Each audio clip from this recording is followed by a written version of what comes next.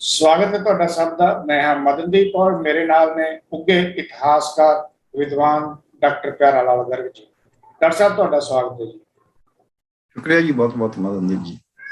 Doctor साहब बेचैनी का माहौल है पंजाब अंदर, विरोधी धिर के नेतावां विच बेचैनी है और हिंदुस्तान दे विच लोकां च बेचैनी है। इधर संगरूर की जिमनी चोन ने माहौल अजीबो गरीब बनाया पिया। पहली बार देख रहे हैं कि किसी जिमनी चोन के उत्ते सियासी धिरां दा इउं जोर लग्या होवे जिवें सत्ता ते काबज हो जाना हुंदा है। अज केजरीवाल ने संगरूर का दौरा करना सी, उन्हां दे आउण तो पहला खालिस्तान के नारे लगे, खालिस्तान के नारे लिखे गए और लिखे भी मंदिर के गेट दे अगे गए। ये की सियासी मैने है, ये पिछे की साजिश है, ये गल करांगे ते सुखबीर बादल दे सुख विलास को लैके जो राजनीति छिड़ी हुई है, यानी कि भगवंत मान नूं पहला ये बारे एक बयान जारी करना पिया और बाद विच सुखबीर सिंह बादल ने चुनौती दे दी कि मेरे सुख विलास के खिलाफ भगवंत मान च हिम्मत है तो कार्रवाई करके दिखाउण। उन्हों का कहना है कि भगवंत मान बिल्कुल नियमों के खिलाफ जाके गल्लां कर रहे हैं। पर दूजे पासे एक यूट्यूब चैनल है पंजाब टेलीविजन, उन्होंने तथ्य पेश करके दसे है कि बकायदा तौर पर सुख विलास बनाने के लिए बहुत सारिया रियायतां दी गई हैं। अगे जाके ये गल करांगे। सब तो पहला संगरूर की जिमनी चोन को लैके जिथे खालिस्तान के नारे लिखे मिले है मंदिर के गेट अगे, डॉक्टर साहब ये पिछे की कारण है? देखो मदनदीप जी, जिथे तक सवाल है भी नारे लिखना एको ही गल है, क्योंकि बीजेपी ने उत्थे कांग्रेस का जिहड़ा काफ़ी अमीर है ते कांग्रेस का कैंडीडेट रहिंदा रहा है, उस नूं उन्हां ने बीजेपी शामिल करके लोक सभा वास्ते अपना उम्मीदवार बनाया है कि ਜਿਹੜੀ ਤਾਂ ਉਹ ਕਿਉਂਕਿ ਆਪ ਵੀ ਸਿੱਖ ਹੈ, ਸਿੱਖਾਂ ਦੀ ਵੋਟ ਜਾਂ ਪਿੰਡਾਂ ਦੀ ਵੋਟ ਜਿੰਨੀ ਕੁ ਉਹਦੇ ਕਾਂਗਰਸ ਦੇ ਉਹਦੇ ਕੋਲ ਕਾਂਗਰਸ ਕੋਲ ਨਹੀਂ ਬਲਕਿ ਕਾਂਗਰਸ ਦਾ ਆਪਦਾ ਉਮੀਦਵਾਰ ਖੜਾ ਹੈ, ਉਹਦੇ ਕੋਲ ਜਿਹੜੀ ਮਾੜੀ ਮੋਟੀ ਵੋਟ ਹੈ ਆਪਦੇ ਪੈਸੇ ਦੇ ਜ਼ੋਰ ਕਰਕੇ, ਇੱਕ ਤਾਂ ਉਹਦੀ ਗੱਲ ਕਰਦੇ ਨੇ ਉਹ, ਦੂਜਾ ਕਿਉਂਕਿ ਉਹਨਾਂ ਦੀ ਬੀਜੇਪੀ ਦੀ ਆਪਦੀ ਵੋਟ ਇੰਨੀ ਨਹੀਂ ਹੈ, ਉਹ ਜਿਹੜੀ ਹਿੰਦੂ ਵੋਟ 4-5 ਸ਼ਹਿਰ ਜਿਹੜੇ ਨੇ ਖਾਸ ਕਰਕੇ ਬਰਨਾਲਾ, ਸੰਗਰੂਰ, ਧੂਰੀ, ਸੁਨਾਮ, ਇਹ ਸ਼ਹਿਰ ਜਿਹੜੇ ਨੇ ਮਲੇਰਕੋਟਲੇ 'ਚ ਇੰਨੀ ਵੋਟ ਨਹੀਂ ਹਿੰਦੂਆਂ ਦੀ, ਇਹ ਜਿਹੜੇ ਸ਼ਹਿਰਾਂ ਦੀ ਵੋਟ ਹੈ ਜਿਹੜੀ ਇਸ ਵੋਟ ਦੇ ਉੱਤੇ ਪ੍ਰਭਾਵ ਪਾਉਣਾ ਚਾਹੁੰਦੇ ਨੇ ਕਿ ਜੇ ਤੁਸੀਂ ਆਪ ਵਾਲਿਆਂ ਨੂੰ ਜਾਂ ਸਿਮਰਜੀਤ ਸਿੰਘ ਮਾਨ ਨੂੰ ਜਾਂ ਅਕਾਲੀ ਦਲ ਨੂੰ ਵੋਟ ਪਾਓਗੇ ਤਾਂ ਇਹ ਦੇਖ ਲਓ ਵੀ ਖਾਲਿਸਤਾਨ ਦੇ ਹਾਮੀ ਨੇ ਸਾਰੇ। ਇਹ ਦੱਸਣ ਦੀ ਇੱਕ ਮੇਰੇ ਹਿਸਾਬ ਨਾਲ ਕੋਸ਼ਿਸ਼ ਹੈ। ਦੂਜੇ ਪਾਸੇ ਇਹ ਹੈ ਕਿਉਂਕਿ ਖਾਲਿਸਤਾਨ ਦਾ ਕੋਈ ਕਹੂਗਾ ਵੀ ਆਪ ਨਾਲ ਖਾਲਿਸਤਾਨ ਦਾ ਕੀ ਸੰਬੰਧ, ਸਿਮਰਜੀਤ ਨਾਲ ਤਾਂ ਹੋ ਸਕਦਾ ਕਿਉਂਕਿ ਉਹਨਾਂ ਨੇ ਤਾਂ ਉੱਥੇ ਖਾਲਿਸਤਾਨ ਦਾ ਮਤਾ ਵੀ ਪਾਸ ਕਰਾਇਆ, ਇਹ ਕਿਹਾ ਵੀ ਅੱਖ ਦੱਬ ਕੇ ਹਾਂ ਕਰ ਦੇਣੀ, ਹੱਥ ਨਾ ਖੜੇ ਕਰਨਾ ਤਾਂ ਕਿ ਤੁਹਾਨੂੰ ਕੋਈ ਅਰੈਸਟ ਕੋਈ ਕਾਨੂੰਨੀ ਕਾਰਵਾਈ ਨਾ ਹੋ ਜੇ।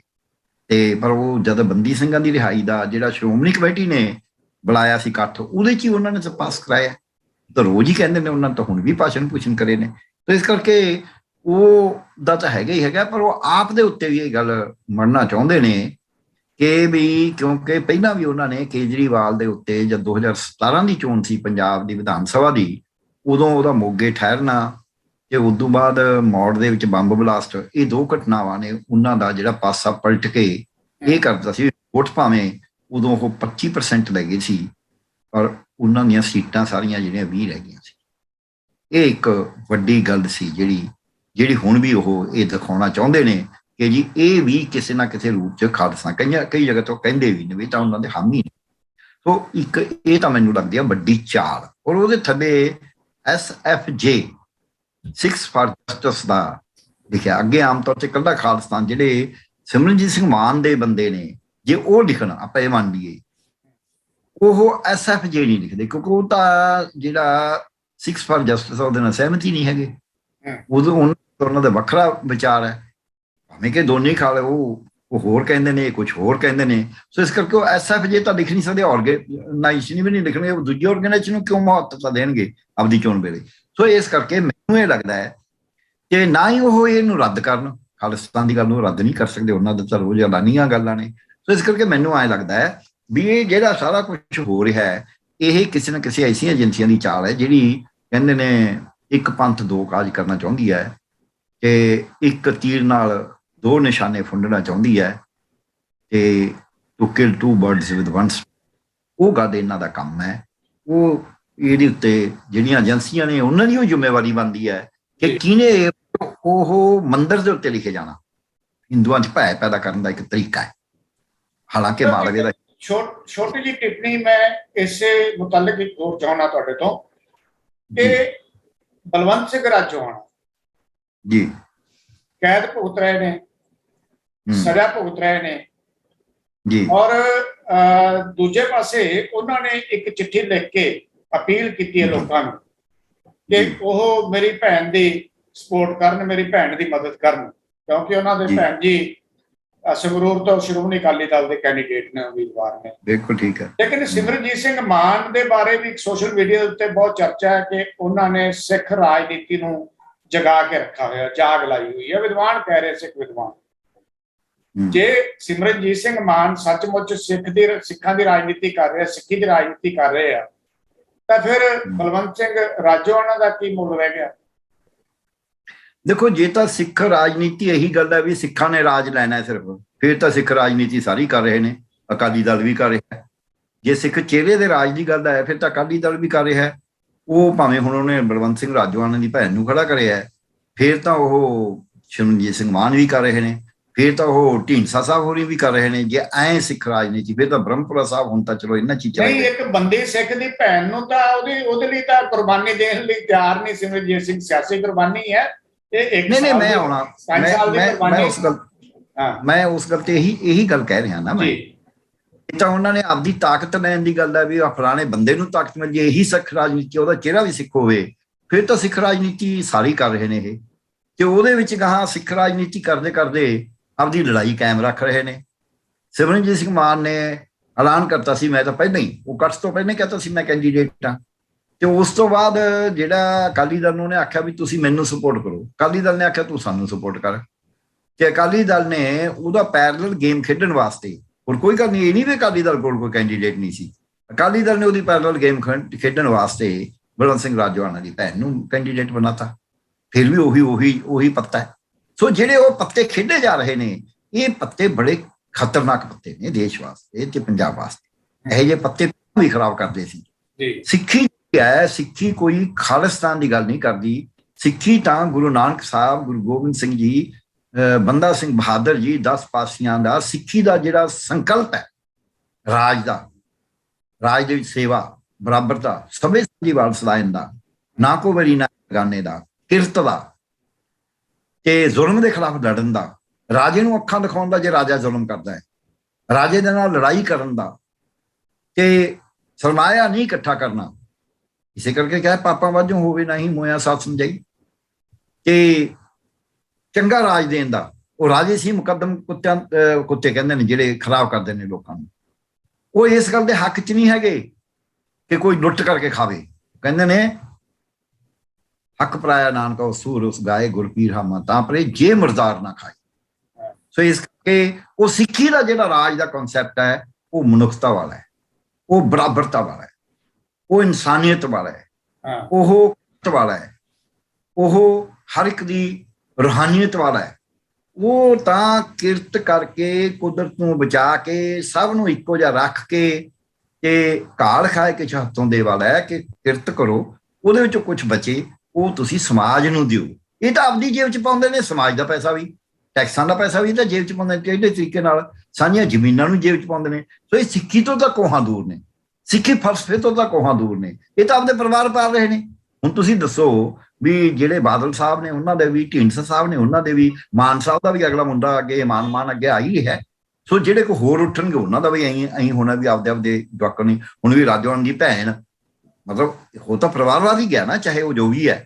ਸੋ ਇਸ ਕਰਕੇ ਮੈਨੂੰ ਐਂ ਲੱਗਦਾ ਹੈ ਵੀ ਇਹ ਸਿੱਖੀ ਸਿਰਫ ਇਸ ਕਰਕੇ ਕਹਿੰਦੇ ਨੇ ਵੀ ਜਿਹਨੇ ਸਿੱਖੀ ਭੇਖ ਰੱਖਿਆ ਹੋਇਆ ਹੈ, ਇਹ 5 ਕੱਕੇ ਪਾਏ ਹੋਏ ਨੇ, ਉਹ ਸਿੱਖੀ ਦਾ ਜਿਹੜਾ ਫਲਸਫਾ ਹੈ ਉਹਦੇ ਉੱਤੇ ਫਲਸਫਾ ਜਿਹੜਾ ਬਰਾਬਰਤਾ ਦਾ ਆਪਦੇ ਵਾਸਤੇ ਤਾਂ ਉਸਦਾ ਪਾਠ ਵੀ ਕਰੇ, ਸਭ ਕੁਝ ਕਰਦਾ ਹੋਏਗਾ। ਮੈਂ ਉਸ ਤੇ ਨਹੀਂ ਕੁਐਸਚਨ ਕਰ ਰਿਹਾ, ਮੈਂ ਸਵਾਲ ਇਹ ਕਰ ਰਿਹਾ ਵੀ ਜੋ ਸਿੱਖੀ ਦੀ ਰੂਹ ਹੈ, ਜੋ ਸਿੱਖੀ ਦਾ ਸੰਕਲਪ ਹੈ, ਜੋ ਹਲੇਮੀ ਰਾਜ ਦਾ ਸੰਕਲਪ ਹੈ, ਇਹ ਹੋਆ ਹਲੇਮੀ ਰਾਜ ਜੀ।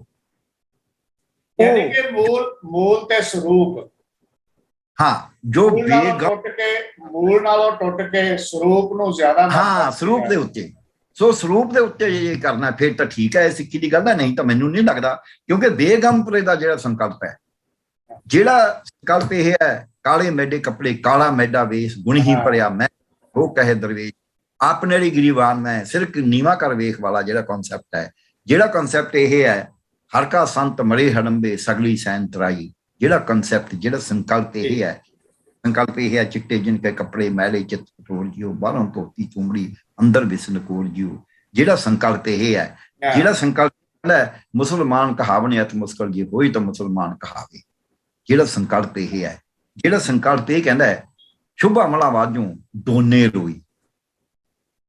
ਹਿੰਦੂ ਤੇ ਮੁਸਲਮਾਨ ਹੀ ਉਦੋਂ ਗਿਣੇ ਜਾਂਦੇ ਸੀ, ਅਮਲ ਤੋਂ ਬਾਅਦ ਨਹੀਂ। ਅਮਲਾ ਉੱਪਰ ਭੋਗ ਨਵੇੜਾ ਕਿਆ ਸੂਫੀ ਕਿਆ ਭੰਗੀ, ਜਿਹੜਾ ਕਿ ਭਾਵੇਂ ਸਿੱਖੀ ਦੇ ਚ ਨਹੀਂ, ਉਹ ਸੂਫੀਆਂ ਦਾ ਹੈ, ਤੇ ਅਮਲਾਂ ਤੇ ਹੋਣਾ। ਸੋ ਇਸ ਕਰਕੇ ਕਹਿੰਦੇ ਸੀ ਵੀ ਅਮਲਾਂ ਦੇ ਉੱਤੇ ਫੈਸਲੇ ਹੋਣੇ ਨੇ, ਬਾਕੀ ਨਹੀਂ ਕੁਛ ਹੋਣਾ। ਸੋ ਉਹ ਜਿਹੜਾ ਕੰਸੈਪਟ ਹੈ, ਉਹ ਜਿਹੜਾ ਸੰਕਲਪ ਹੈ, ਔਰ ਉਹ ਸੰਕਲਪ ਸੱਚੀ ਮੁੱਚੀ ਬਹੁਤ ਵਿਸ਼ਾਲ ਹੈ। ਉਹ ਸੰਕਲਪ ਬਾਬਾ ਬੰਦਾ ਬਹਾਦਰ ਨੇ ਲਾਗੂ ਕਰਿਆ, ਉਹ ਸੰਕਲਪ ਦੀ ਜੇ ਗੱਲ ਹੈ, ਉਹਦੇ ਚ ਜਾਤ ਪਾਤ ਹੈ ਹੀ ਨਹੀਂ। ਇਹਨਾਂ ਨੂੰ ਪੁੱਛੋ, ਇਹਨਾਂ ਨੂੰ ਪੁੱਛੋ ਵੀ ਤੁਸੀਂ ਦੱਸੋ ਸਿੱਖੀ ਜਾਤ ਪਾਤ ਕਿਉਂ ਆ ਗਏ। ਇਹਨਾਂ ਨੂੰ ਪੁੱਛੋ ਵੀ ਜਿੱਦੇ ਮੁਸਲਮਾਨਾਂ ਦੇ ਬੁਲਡੋਜ਼ਰ ਚੱਲਦਾ ਹੈ, ਜਿੱਦੇ ਔਰੰਗਜ਼ੇਬ ਨੇ ਜਨੇਊ ਲਾਉਣਾ ਚਾਹਿਆ ਸੀ ਪੰਡਤਾਂ ਦਾ, ਕਸ਼ਮੀਰੀ ਪੰਡਤਾਂ ਦਾ, ਉਹਦੇ ਸ਼੍ਰੀ ਗੁਰੂ ਤੇਗ ਬਹਾਦਰ ਸਾਹਿਬ ਜਾ ਕੇ ਕੁਰਬਾਨੀ ਦਿੰਦੇ ਨੇ, ਸੀਸ ਦਿੰਦੇ ਨੇ ਉੱਥੇ। ਵੀ ਨਾ, ਉਹ ਕੋਈ ਜਨੇਊ ਪੱਖੀ ਨਹੀਂ ਸੀਗੇ, ਉਹ ਕੋਈ ਬ੍ਰਾਹਮਣਵਾਦੀ ਨਹੀਂ ਸੀਗੇ, ਉਹ ਕੋਈ ਜਨੇਊ ਪਾਉਣ ਵਾਲੇ, ਜਨੇਊ ਗੁਰੂ ਸਾਹਿਬ ਨੇ ਕੀ, ਉਹ ਤਾਂ ਗੁਰੂ ਨਾਨਕ ਦੇਵ ਜੀ ਨੇ ਕਰਤਾ ਸੀ, ਟੱਗ ਕਪਾਹੋਂ ਕੱਟੀਏ ਬਾਹਮਣ ਵੱਟੇ ਆਏ ਹੈ। ਸੋ ਇਸ ਕਰਕੇ, ਪਰ ਉਹ ਕਹਿੰਦੇ ਸੀ ਇਹਨਾਂ ਨੂੰ ਆਜ਼ਾਦੀ ਦਾ ਹੱਕ ਹੈ, ਰਾਜਾ ਇਹ ਆਜ਼ਾਦੀ ਖੋਹ ਨਹੀਂ ਸਕਦਾ। ਉਹ ਔਰੰਗਜ਼ੇਬ ਦੇ ਖਿਲਾਫ ਉਹਨਾਂ ਨੇ ਸੀਸ ਦਿੱਤਾ ਨਾ। ਕਿ ਹੁਣ ਜੇ ਕਹਿੰਦੇ ਨੇ ਅਕਾਲ ਤਖਤ ਤੋਂ ਵੀ ਅਪੀਲ ਆ ਗਈ ਵੀ ਦੇਖੋ ਜੀ ਮੋਦੀ ਸਾਹਿਬ ਹੁਣ ਸਾਡੀਆਂ ਮੰਗਾਂ ਮੰਨ ਲੈਣ, ਜਾਣੀ ਕਿ ਮੁਸਲਮਾਨਾਂ ਨੂੰ ਜਿਹੜਾ ਤੁਸੀਂ ਬੁਲਡੋਜ਼ਰ ਫੇਰਿਆ ਹੈ ਜਹਾਂਗੀਰਪੁਰੀ ਚੋਂ, ਕੋਈ ਗੱਲ ਨਹੀਂ ਫੇਰ ਲਓ, ਪਰ ਸਾਡੀ ਮੰਗ ਮੰਨੋ। ਜੇ ਇਹੀ ਫਿਰ ਠੀਕ ਹੈ, ਫਿਰ ਉਹ ਸਿੱਖੀ ਕਰ ਰਹੇ ਨੇ। ਪਰ ਮੈਨੂੰ ਨਹੀਂ ਲੱਗਦਾ, ਜਿੰਨਾ ਕੁ ਮੈਨੂੰ ਛੋਟਾ ਮੋਟਾ ਗਿਆਨ ਹੈ। ਇੱਕ ਗੱਲ ਜ਼ਰੂਰ ਹੈ, ਚਾਹੇ ਕੋਈ ਵੀ ਜਿੱਤੇ, ਮਾਨ ਜਿੱਤੇ ਜਾਂ ਰਾਜੋਆਣਾ ਦੀ ਭੈਣ ਜਿੱਤੇ ਜਾਂ ਭਾਜਪਾ ਜਿੱਤੇ, ਮੇਰਾ ਖਿਆਲ ਹੈ ਕਿ ਸਾਰੀਆਂ ਧਿਰਾਂ ਦਾ ਜ਼ੋਰ ਜਿਹੜਾ ਆ ਉਹ ਆਮ ਆਦਮੀ ਪਾਰਟੀ ਨੂੰ ਹਰਾਉਣ ਤੇ ਲੱਗਿਆ ਹੋਇਆ ਹੈ। ਔਰ ਜੇ ਆਪਾਂ ਗੱਲ ਕਰੀਏ ਭਗਵੰਤ ਮਾਨ ਦੇ ਸੁਖ ਵਿਲਾਸ ਬਾਰੇ ਦਿੱਤੇ ਬਿਆਨ ਦੀ, ਤਾਂ ਕਿਤੇ ਨਾ ਕਿਤੇ ਇਹਨੂੰ ਵੀ ਇਸ ਜ਼ਿਮਨੀ ਚੋਣ ਨਾਲ ਜੋੜ ਕੇ ਦੇਖਿਆ ਜਾ ਸਕਦਾ ਹੈ। ਉਹਨਾਂ ਨੇ ਕਿਹਾ ਹੈ ਕਿ ਸੁਖ ਵਿਲਾਸ ਬਾਰੇ ਅਸੀਂ ਛਾਣਬੀਣ ਕਰ ਰਹੇ ਹਾਂ। ਦੂਜੇ ਪਾਸੇ ਸੁਖਬੀਰ ਸਿੰਘ ਬਾਦਲ ਨੇ ਚੁਣੌਤੀ ਦਿੱਤੀ ਹੈ ਕਿ ਜੇ ਤੁਹਾਨੂੰ ਬੇਨੀਮੀਆਂ ਲੱਗਦੀਆਂ ਤਾਂ ਕਾਰਵਾਈ ਕਰਕੇ ਦਿਖਾਓ। ਇੱਧਰ ਇੱਕ YouTube ਚੈਨਲ ਦਾ ਚੀਫ ਐਡੀਟਰ ਇਹ ਜੁਰਤ ਕਰਦਾ ਹੈ, ਉਹਨਾਂ ਦੇ ਇੱਕ ਬਹੁਤ ਮਹੱਤਵਪੂਰਨ ਜਿਹੜੇ ਪੈਨਲਿਸਟ ਹੈਗੇ ਆ, ਮਨਪ੍ਰੀਤ ਰੰਧਾਵਾ, ਮੈਂ ਮੁਆਫੀ ਚਾਹੂੰਗਾ, ਮਨਪ੍ਰੀਤ ਰੰਧਾਵਾ, ਉਹ ਛਾਣਬੀਣ ਕਰਦੇ ਆ ਔਰ ਇੱਕ ਬੜੀ ਮਹੱਤਵਪੂਰਨ ਤੱਥਾਤਮਕ ਰਿਪੋਰਟ ਪੇਸ਼ ਕੀਤੀ ਜਾਂਦੀ ਹੈ ਉਸ ਟੈਲੀਵਿਜ਼ਨ ਦੇ ਉੱਤੇ। ਔਰ ਉਹ ਇਹ ਦਾਅਵਾ ਕਰਦੇ ਆ ਕਿ ਬਕਾਇਦਾ ਤੌਰ ਤੇ ਰਿਆਇਤਾਂ ਦਿੱਤੀਆਂ ਗਈਆਂ ਆ, ਉਹ ਤੱਥ ਪੇਸ਼ ਕਰਦੇ ਆ। ਔਰ ਮੇਰਾ ਖਿਆਲ ਹੈ ਵੀ ਜਿਹੜੇ ਇਹ ਤੱਥ ਪੇਸ਼ ਕੀਤੇ ਗਏ ਆ, ਇਹ ਸਰਕਾਰ ਨੂੰ ਕਾਰਵਾਈ ਕਰਨ ਦੇ ਵਿੱਚ ਕਾਫੀ ਮਦਦ ਕਰ ਸਕਦੇ ਆ। ਪਰ ਅੱਗੇ ਸਰਕਾਰ ਨੇ ਕਾਰਵਾਈ ਕਰਨੀ ਜਾਂ ਨਹੀਂ ਕਰਨੀ ਇਹ ਵੱਖਰੀ ਗੱਲ ਹੈ। ਪਰ ਫਿਰ ਇੱਕ ਸਵਾਲ ਖੜਾ ਹੋ ਜਾਂਦਾ ਹੈ, ਜੇ ਸੁਖਬੀਰ ਬਾਦਲ ਦੇ ਖਿਲਾਫ ਕਾਰਵਾਈ ਕਰਦੇ ਨੇ, ਉਹਦੇ 5 ਤਾਰਾ ਹੋਟਲ ਦੇ ਖਿਲਾਫ, ਤਾਂ ਫਿਰ ਜਿਹੜੀ ਇੱਕ ਵੱਡੇ ਅਧਿਕਾਰੀਆਂ ਦੇ ਉੱਤੇ ਕਲੋਨੀ ਹੈ ਜਿੱਥੇ ਕੋਈ ਹੋਰ ਬੰਦਾ ਜਾ ਕੇ ਘਰ ਹੀ ਨਹੀਂ ਪਾ ਸਕਦਾ, ਉਹਦੇ ਬਾਰੇ ਵੀ ਛਾਣਬੀਣ ਕਰੇਗੀ ਸਰਕਾਰ। ਅਮਰਿੰਦਰ ਸਿੰਘ ਦੇ ਬਾਰੇ ਵੀ ਛਾਣਬੀਣ ਕਰੇਗੀ। ਇਹ ਵੱਡਾ ਮਾਮਲਾ ਆ ਔਰ ਮੇਰਾ ਖਿਆਲ ਹੈ ਕਿ ਕਾਫੀ ਵੱਡੀ ਚੁਣੌਤੀ ਵਾਲਾ ਮਸਲਾ ਵੀ ਬਣਦਾ ਹੈ। ਜੀ ਬਿਲਕੁਲ ਠੀਕ ਹੈ। ਇੱਕ ਤਾਂ ਚੋਣ ਆਪਣੇ ਆਪ 'ਚ ਚੁਣੌਤੀ ਹੈ ਕਿਉਂਕਿ 3 ਮਹੀਨੇ ਦੀ ਚੋਣ ਆ ਗਈ। ਦੂਜੀ ਗੱਲ ਇਹ ਸੀ ਵੀ ਜਿਹੜੀਆਂ ਪਾਰਟੀਆਂ ਹਾਰ ਗਈਆਂ ਉਹ ਹਾਰ ਬਰਦਾਸ਼ਤ ਨਹੀਂ ਕਰ ਰਹੀਆਂ। ਉਹਨਾਂ ਦਾ ਹੁਣ ਪੂਰਾ ਜ਼ੋਰ ਲੱਗਿਆ ਹੋਇਆ ਵੀ ਇਹ ਕਿਸੇ ਨਾ ਕਿਸੇ ਤਰ੍ਹਾਂ ਇਹ ਅਸੀਂ ਉਹਨੂੰ ਹਰਾਈਏ, ਆਪ ਨੂੰ ਹਰਾਈਏ। ਜਿਵੇਂ ਪਹਿਲਾਂ ਵੀ ਜ਼ੋਰ ਇਹਨਾਂ ਦਾ ਇਹੀ ਲੱਗਿਆ, ਜ਼ੋਰ ਲਾਉਣਾ ਹੋਰ ਕਰਦਾ। ਹੁਣ ਉਹ ਗੱਲ ਵੱਖਰੀ ਆ ਵੀ ਹੁਣ ਉਹ ਭਗਵੰਤ ਮਾਨ ਦੀ ਜਾਂ ਆਪ ਦਾ ਉਹ ਸਰੂਪ ਤਾਂ ਨਹੀਂ ਰਿਹਾ ਜਿੰਨਾ ਕੁਛ ਨਾ ਕੁਛ ਸਫਰ ਪਿਆ ਹੈ। ਤੇ ਇਹ ਜ਼ੋਰ ਤਾਂ ਪਹਿਲਾਂ ਵੀ ਲਾਇਆ ਸੀ ਇਹਨਾਂ ਨੇ, ਜਦੋਂ ਉਹਨਾਂ ਨੂੰ 92 ਸੀਟਾਂ ਆਈਆਂ ਉਦੋਂ ਕੋਈ ਜ਼ੋਰ ਘੱਟ ਨਹੀਂ ਲਾਇਆ ਸੀ। ਔਰ ਉਦੋਂ ਤਾਂ ਇਹਨਾਂ ਕੋਲ ਸਰਕਾਰ ਵੀ ਸੀ ਕਾਂਗਰਸ ਕੋਲੇ, ਕਾਂਗਰਸ ਨੇ ਤਾਂ ਉਦੋਂ ਐਡੇ ਇਸ਼ਤਿਹਾਰ ਦੇ ਕੇ ਪਤਾ ਨਹੀਂ ਕਿੰਨਾ ਪੈਸਾ ਖਰਚਾ ਸੀ। ਹੁਣ ਭਾਵੇਂ ਇਹਨਾਂ ਨੇ ਵੀ 32 ਕਰੋੜ ਰੁਪਏ ਇਸ਼ਤਿਹਾਰਾਂ ਤੇ ਖਰਚਤਾ ਹੁਣ ਤੱਕ, ਚਾਹੇ ਉਹ ਇਲੈਕਟ੍ਰੋਨਿਕ ਮੀਡੀਅਮ ਦਿੱਤਾ 1 ਕਰੋੜ ਦਾ ਤੇ 11 ਕਰੋੜ ਦਾ ਪ੍ਰਿੰਟ ਮੀਡੀਅਮ ਦਿੱਤੇ ਇੰਨੇ ਸਮੇਂ 'ਚ ਹੀ, ਪਰ ਉਹ ਉਦੋਂ ਵੋਟਾਂ ਲੈਣ ਵਾਸਤੇ ਦਿੱਤੇ ਸੀ। ਉਦੋਂ ਬਹੁਤਾ ਕਿੰਤੂ ਨਹੀਂ ਕਰਿਆ ਗਿਆ ਜਿੰਨਾ ਕਰਨਾ ਚਾਹੀਦਾ ਸੀ, ਕਿਉਂਕਿ ਸਾਰੇ ਇੱਕੋ ਜਿਹੇ ਨੇ ਇਹ। ਤੇ ਇਹਦੇ ਵਿੱਚ ਮੈਨੂੰ ਇਹ ਲੱਗਦਾ ਹੈ ਵੀ ਚੋਣ ਤਾਂ ਪ੍ਰੈਸਟੀਜ ਹੈਗੀ ਹੈ ਸਾਰਿਆਂ ਵਾਸਤੇ। ਬਾਕੀ ਅੰਦਾਜ਼ਾ ਹੀ ਕਹਿ ਦੇਣਾ ਵੀ ਚਲੋ ਜੀ ਸਾਨੂੰ ਤਾਂ ਕੋਈ ਫਰਕ ਨਹੀਂ ਪੈਂਦਾ ਸੀ, ਇਹ ਸੀਟ ਤਾਂ ਇਹਨਾਂ ਦੀ ਹੋਈ ਸੀ, ਇਹ ਜਿੱਤ ਗਏ ਤਾਂ ਕੀ ਹੋ ਗਿਆ, ਸਰਕਾਰ ਵੀ ਇਹਨਾਂ ਦੀ ਹੈ। ਸੋ ਇਸ ਕਰਕੇ ਉਹ ਜੇ ਜਿੱਤਦੇ ਨੇ ਤਾਂ ਵੱਡਾ ਗੋਗਾ ਗਾਉਣਗੇ, ਹਾਰ ਕੇ ਤਾਂ ਉਹਨਾਂ ਦਾ ਕੋਈ ਲੋਸ ਹੀ ਨਹੀਂ ਹੈ। ਉਹ ਕਹਿਣਗੇ ਸਾਡੇ ਕੋਲ ਤਾਂ ਪਹਿਲਾਂ ਹੀ ਨਹੀਂ ਸੀ ਜੀ, ਸਾਡੇ ਕੋਲ ਨਾ ਅਸੈਂਬਲੀ ਸੈਗਮੈਂਟ 'ਚ ਅਸੀਂ ਜਿੱਤੇ, ਜਿਹੜੇ ਅਸੈਂਬਲੀ ਸੈਗਮੈਂਟ 'ਚ ਜ਼ਿਆਦਾ ਵੋਟਾਂ ਵੀ ਲਈਆਂ ਮਾਨ ਸਾਹਿਬ ਨੇ, ਉਹ ਤਾਂ ਇਹਦੇ ਵਿੱਚ ਸੰਗਰੂਰ ਵਾਲੇ 'ਚ ਹੈ ਹੀ ਨਹੀਂ ਅਮਰਗੜ੍ਹ ਤਾਂ। ਸੋ ਇਸ ਕਰਕੇ ਉਹਨਾਂ ਨੂੰ ਕੋਈ ਫਰਕ ਨਹੀਂ ਪੈਂਦਾ। ਹੁਣ ਜਿਹੜੀ ਵੱਡੀ ਗੱਲ ਹੈ, ਇੱਕ ਤਾਂ ਬੀਜੇਪੀ ਵਾਸਤੇ ਇਹ ਬਹੁਤ ਜ਼ਰੂਰੀ ਹੈ, ਕਾਂਗਰਸ ਵਾਸਤੇ ਵੀ ਜ਼ਰੂਰੀ ਹੈ, ਮਾਨ ਸਾਹਿਬ ਵਾਸਤੇ ਉਹਨਾਂ ਨਹੀਂ ਹੈ। ਮਾਨ ਸਾਹਿਬ ਦਾ ਤਾਂ ਆਪਦਾ ਹੀ ਬਥੇਰੀ ਵੋਟ ਪਈ ਹੈ, ਉਹਨਾਂ ਨੇ ਉਸੇ ਹਿਸਾਬ ਨਾਲ ਹੈ। ਅਕਾਲੀ ਦਲ ਦਾ ਵੀ ਹੋਣ ਦਾ ਸਵਾਲ ਹੈ, ਜੇ ਬੁਰੀ ਤਰ੍ਹਾਂ ਜਿਹੜਾ ਕਿ ਇਹਨਾਂ ਦਾ ਕੋਈ ਸੰਭਾਵਨਾ ਵੀ ਇਹਨਾਂ ਦੀ ਕੋਈ ਬਹੁਤ ਹਾਲਤ ਚੰਗੀ ਨਹੀਂ ਰਹਿਣੀ, ਉਹਦੇ ਨਾਲ ਪਹਿਲਾਂ ਵੀ 3 ਸੀਟਾਂ ਦੇ ਉੱਤੇ ਸਿਮਟਣਾ ਪਿਆ ਬੀਜੇਪੀ ਦਾ ਵੀ। ਸੋ ਇਹ ਸੀਟ ਤਾਂ ਪ੍ਰੈਸਟੀਜ ਹੈ, ਉਹਦੇ ਸਾਰਾ ਕੁਝ ਜ਼ੋਰ ਲੱਗਿਆ ਵੀ ਹੋਇਆ। ਪਰ ਜਿਹੜਾ ਜ਼ੋਰ ਅਸੂਲਾਂ ਨਾਲ ਗੇਮ ਖੇਡ ਕੇ ਲਾਉਣਾ ਹੁੰਦਾ ਹੈ, ਜੇ ਤੁਸੀਂ ਉਹ ਅਸੂਲ ਤੋੜ ਕੇ ਗੇਮ ਖੇਡਣ ਲੱਗ ਜਾਓ ਤਾਂ ਮੈਨੂੰ ਲੱਗਦਾ ਵੀ ਉਹ ਗਲਤ ਹੁੰਦਾ। ਤੁਸੀਂ ਖਾਲਿਸਤਾਨ ਪੱਖੀ ਨਾਅਰੇ ਲਵਾਉਣ ਦੀ ਕੋਸ਼ਿਸ਼ ਕਰੋ, ਤੁਸੀਂ ਦੂਜੇ ਤੇ ਗਲਤ ਊਜਾਂ ਲਾਉਣ ਦੀ ਕੋਸ਼ਿਸ਼ ਕਰੋ, ਇਹ ਤਾਂ ਹੈ ਗਲਤ ਤਰੀਕਾ, ਚੰਗਾ ਨਹੀਂ ਹੈ ਇਹ ਲੋਕਾਂ ਵਾਸਤੇ। ਔਰ ਮਾਲਵੇ ਦੇ ਲੋਕ ਸਿਆਣੇ ਵੀ ਨੇ, ਉਹਨਾਂ ਨੂੰ ਪਤਾ ਵੀ ਹੁੰਦਾ ਵੀ ਕੀ ਕਹਿੰਦੇ ਨੇ ਕੀ ਨਹੀਂ ਕਹਿੰਦੇ। ਇੱਕ ਦੂਜੀ ਗੱਲ ਜਿਹੜੀ ਹੈਗੀ ਹੈ ਵੀ ਸੁੱਖ ਵਿਲਾਸ ਬਾਰੇ ਜੋ ਕਿਹਾ ਭਗਵੰਤ ਮਾਨ ਨੇ, ਉਹ ਤਾਂ ਜਿਹੜਾ ਤੁਸੀਂ ਟੈਲੀਵਿਜ਼ਨ ਚੈਨਲ ਦੀ ਗੱਲ ਕਰੀਏ, ਉਹ ਦੋਨੋਂ ਰੰਧਾਵੇ ਬਹੁਤ ਵਧੀਆ ਗੱਲ ਕਰਦੇ ਨੇ। ਹਾਲਾਂਕਿ ਉਹ ਇੱਕ ਇੰਪ੍ਰੈਸ਼ਨ ਇਹ ਹੈ ਵੀ ਉਹ ਅਕਾਲੀ ਦਲ ਦੇ ਹੱਕ 'ਚ ਹੀ ਗੱਲ ਕਰਦੇ ਹੁੰਦੇ। ਜੇ ਉਹਨਾਂ ਨੇ ਇਹ ਗੱਲ ਕਰੀ ਹੈ ਤੇ ਬਹੁਤ ਵੱਡੀ ਗੱਲ ਹੈ। ਮੈਂ ਸੁਣੀ ਨਹੀਂ ਇਹ, ਮੈਂ ਉਹਨਾਂ ਦੇ ਬਹੁਤ ਸਾਰੇ ਚੈਨਲ ਤੇ ਬਹੁਤ ਸਾਰੇ ਇੰਟਰਵਿਊ ਸੁਣਦਾ ਉਹਨਾਂ ਦੀਆਂ, ਪਰ ਮੈਂ ਇਹ ਪਰਚਾਂਸ ਨਹੀਂ ਸੁਣੀ। ਤੇ ਉਹ ਬਹੁਤ ਵੱਡੀ ਗੱਲ ਹੈ ਜਿਹੜੀ ਉਹਨਾਂ ਦਾ ਕਿਸੇ ਨਾ ਕਿਸੇ ਤਰੀਕੇ ਨਾਲ ਉਹਨਾਂ ਦੇ ਹੱਕ 'ਚ ਜਾਂਦੀ ਹੈ ਗੱਲ, ਜਦ ਉਹਨਾਂ ਨੂੰ ਸੁਣੋ ਤਾਂ ਅਕਾਲੀਆਂ ਦੇ, ਤੇ ਉਹ ਕਹਿ ਰਹੇ ਨੇ ਵੀ ਇੱਥੇ ਕੋਈ ਨਾ ਕੋਈ ਤਾਂ ਗੱਲ ਹੋਈ ਹੈ। ਇਹ ਵੱਡੀ ਗੱਲ ਹੈ, ਇਹ ਛੋਟੀ ਨਹੀਂ ਹੈ। ਇਹ ਤੱਥ ਪੇਸ਼ ਕੀਤੇ ਆ ਜੀ ਵੀ ਕਿੰਨੀ ਜ਼ਮੀਨ ਕਿਵੇਂ ਦਿੱਤੀ ਗਈ, ਕੀ ਮਾਮਲਾ ਹੈ। ਬਿਲਕੁਲ ਉਹ ਤੱਥਾਂ ਨਾਲ ਹੀ ਗੱਲ ਕਰਦੇ ਨੇ ਜੀ। ਉਹ ਆਮ ਤੌਰ ਤੇ ਕੀ ਹਮੇਸ਼ਾ ਹੀ ਤੱਥਾਂ ਨਾਲ ਹੀ ਗੱਲ ਕਰਦੇ ਨੇ, ਤੇ ਜਿਹੜੇ ਸਿਆਣੇ ਲੋਕ ਨੇ ਉਹਨੂੰ ਸੁਣਨਾ ਪਸੰਦ ਕਰਦੇ ਨੇ, ਕਿਉਂਕਿ ਤੱਥ ਬਹੁਤ ਵਧੀਆ ਤਰੀਕੇ ਨਾਲ ਦਿੰਦੇ ਨੇ ਉਹ ਤੁੱਥ ਮੁੱਤ ਜੋ ਗੱਲ ਨੂੰ। ਸੋ ਇਸ ਕਰਕੇ ਮੈਨੂੰ ਇਹ ਲੱਗਦਾ ਵੀ ਇਹ ਵਾਕਈ ਕੋਈ ਨਾ ਕੋਈ ਭਗਵੰਤ ਮਾਨ ਦਾ ਜਿਹੜਾ ਸਟੇਟਮੈਂਟ ਹੈ, ਤੇ ਫਿਰ ਉਹ ਤਾਂ ਇੱਕ ਕਿਸਮ ਦੀ ਠੀਕ ਹੋ ਜਾਂਦੀ ਹੈ ਵੀ ਕੋਈ ਗੜਬੜਤਾ ਹੋਈ। ਤੇ ਇਹ ਉਸ ਸਟੇਟਮੈਂਟ ਤੋਂ ਬਾਅਦ ਹੀ ਜਿਹੜਾ ਉਹਨਾਂ ਦੇ ਪੈਨਲ ਦੇ ਵਿੱਚ ਇੱਕ ਵੱਡੇ ਪੱਤਰਕਾਰ ਨੇ, ਅੰਗਰੇਜ਼ੀ ਅਖਬਾਰਾਂ ਦੇ ਵਿੱਚ ਰਹੇ ਹੋਏ ਆ, ਹਿੰਦੁਸਤਾਨ ਟਾਈਮ 'ਚ ਲੰਬਾ ਕੰਮ ਕੀਤਾ ਹੈ, ਮਨਪ੍ਰੀਤ ਰੰਧਾਵਾ ਨੇ ਬਕਾਇਦਾ ਖੋਜ ਕਰਕੇ ਇੱਕ ਰਿਪੋਰਟ ਪੇਸ਼ ਕੀਤੀ ਹੈ।